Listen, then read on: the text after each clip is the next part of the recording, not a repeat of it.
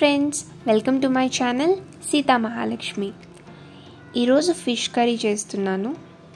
ముందుగా ఇలా పీసెస్ని మంచిగా వాష్ చేసుకోవాలి.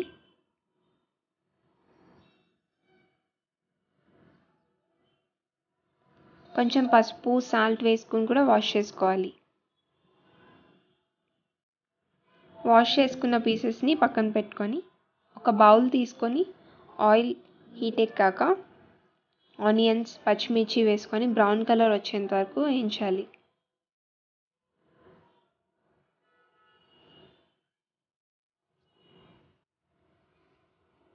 ఇలా బ్రౌన్ కలర్ వచ్చాక కొంచెం అల్లం వెల్లుల్లి పేస్ట్ వేసుకొని పచ్చి వాసన పోయే వరకు ఉంచాలి.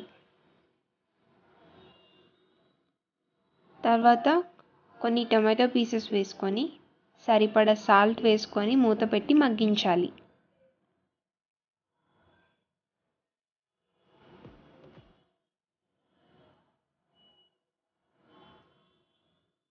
తర్వాత ఫిష్ పీసెస్ అయితే వేసుకోవాలి. మగ్గించిన దానిలో కొంచెం పసుపు,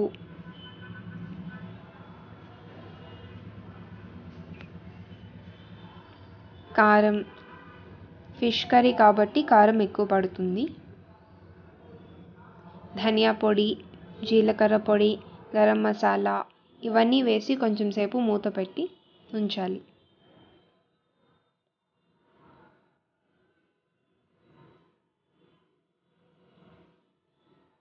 దీని తర్వాత చింతపండు రసం అయితే వేయాలి.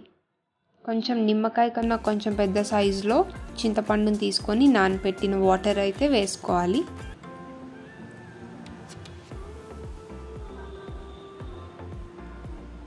అది దగ్గరికి అయ్యేంత వరకు కొంచెం సేపు మూత పెట్టుకొని ఉంచాలి. చూసారు కదా, ఇలా దగ్గరికి అయ్యాక కొంచెం కరివేపాకు పైన చల్లుకుంటే అంతే అండి, ఫిష్ కర్రీ రెడీ.